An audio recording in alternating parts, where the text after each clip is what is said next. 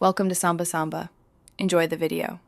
In this video, I will explain how to make Thousand Island dressing for burgers. To begin, gather your core ingredients: 1 cup of good quality mayonnaise, 1/4 cup of ketchup, 2 tablespoons of sweet pickle relish, and a small dash of your favorite hot sauce. Having everything ready makes the process smooth and enjoyable. This simple combination forms the delicious foundation for your homemade dressing, perfect for elevating any burger. Now, let's combine these wonderful flavors. In a medium-sized bowl, add your 1 cup of mayonnaise.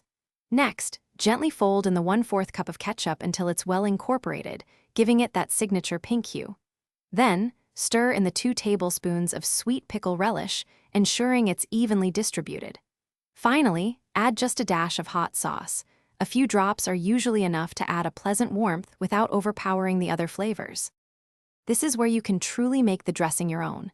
Taste your creation and adjust as needed. If you prefer it sweeter, add a tiny pinch of sugar. For more tang, a little extra relish works wonders. Some enjoy a hint of onion powder or paprika for added complexity. Once perfected, transfer your delicious Thousand Island dressing to an airtight container. It will stay fresh and flavorful in the refrigerator for up to 1 week, ready for your next burger night. Your homemade Thousand Island dressing is now ready to transform your burgers. Spread a generous amount on both halves of your burger buns for that iconic flavor. It's not just for burgers, though. Try it on sandwiches, as a dip for fries, or even as a zesty salad dressing.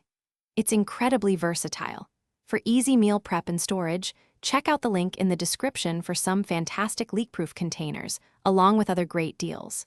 Enjoy your delicious, homemade creation. Thanks for watching. Consider subscribing if we helped you.